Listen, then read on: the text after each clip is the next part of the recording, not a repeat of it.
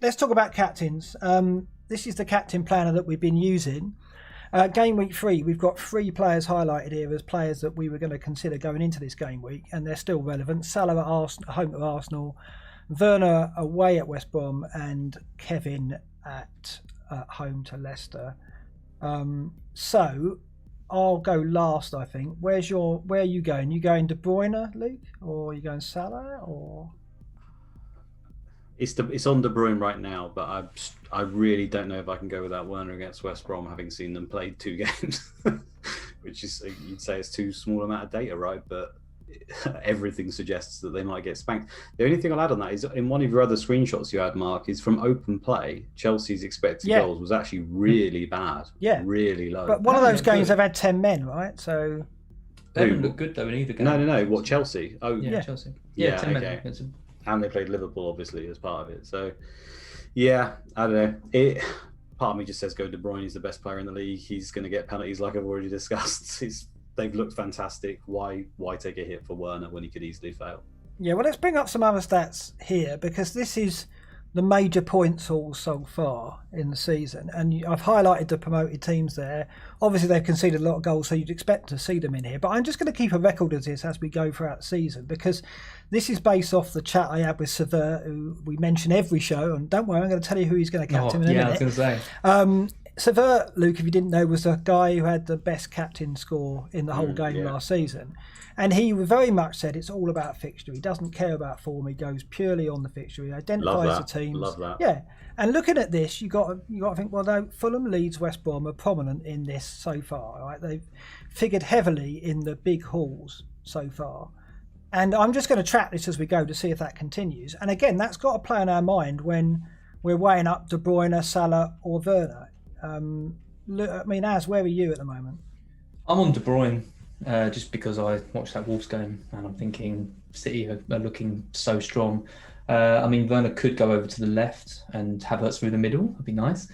I don't know. Werner's got to a decent start. He's looked good. He's looked quick. He's won 2 penalties already, and I do like this strategy of doing that. But I just think at the moment with City looking like they were, I just fancy that. So I'm going against Havertz because I'm going form over fixture really. But I think with Ndidi out, that's really made my mind up now to stick with De Bruyne. Yeah, if Evans is out as well, because he's an injury doubt, that is going to be a problem. But I want to show you some more data. I've still got some more up my sleeve. So this is defensive data, and I'm looking at expected goal conceded. What I've done, I've looked back at Newcastle's away matches going back to lockdown and this season, Brighton's home matches because they're at home to Man United, Newcastle away to Spurs, of course. But I think we're discounting Son and Kane at the moment. And then Leicester is interesting. Leicester's 5 away games in lockdown and their 1 away game so far this season. Per match, their expected goals conceded is 1.3. So that's definitely better than Brighton's and Newcastle's. So 1.3, but it is City. You expect City to score more than 1 goal, don't we? So that's it. When I'm looking at the stats, you kind of almost discredit the defensive stats against Liverpool and City just because of how much better they are than all the other teams in the league. So I'm pretty comfortable that City are going to score at least 3 goals against Leicester. You reckon 3 goals? Yeah, at least. See, the other thing for this is there's just 5 games, isn't it, for some of them, and 6 for the others. It's still just such a small amount, and obviously the number's always going to be close as a result. 1 point, it's only ever going to be sort of between 1 and 2 in that ratio there, isn't it? So, yeah, I think I'm with that on this. Justin might be coming back into centre back. James Justin at centre back. That's not good. That's the talk, is it? Well, if Evans is a doubt and Ndidi's out. Yeah. Things we've seen this with City so often that suddenly Pep will change things, or they'll just do something unexpected and just not play as well as they should. So that's always in the back of your mind. They're not this. Man City do this all the time. They look absolutely fantastic, and then they just have a couple of strange games and strange results where things just stuff that Liverpool don't really do basically, and you just worry about that with City sometimes. Leicester don't have a particularly good record against top sides, do they? I remember them last season when they were on a really good run. I think they lost to Liverpool and City when they were playing kind of at their best. Are you not guys not captaining Salah then? That's what I want to ask you. Well, no one's 12 million. Why are you not captaining him? No, because of Arteta, I guess. I guess we think that Arteta is going to set up in a I mean, we have seen the improvement, and like I said earlier, they have actually beaten Liverpool in the last under Arteta. Liverpool haven't beaten them yet. In the okay, so if you Shield take out league. the opponent, I mean, it's Salah at home with penalties, everything, you'd be captaining him 100%. Yeah, so it's just the opponent. It's just the opponent. Well, because I mean, I'm learning from the best. I'm learning from Severt, who says, and I mean, in the first show we looked at my captains, and I think I'd captained a player against the top 6 5 times, and he'd done it once.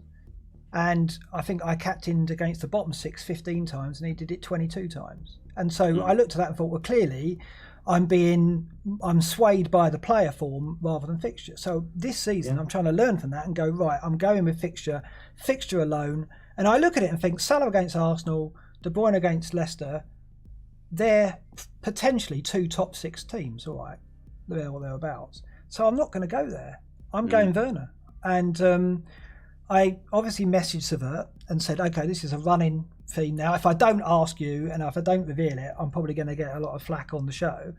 So I said, Severt, he brought in KDB this week. Don't think I'm giving too much away by saying that. You can tell from his team. So I said, you going KDB for captain? And I'd already said to him, I'm going Werner, by the way. And he said, yeah, I'm going Werner too, fixture. So he's going Werner. So okay, so that's my mind made up. But Isn't it? we don't have to do as Severt does. We do if he's the number one scorer. We do if we want some points. Well, yeah. He blanked. Who do I trust, me or someone who's good?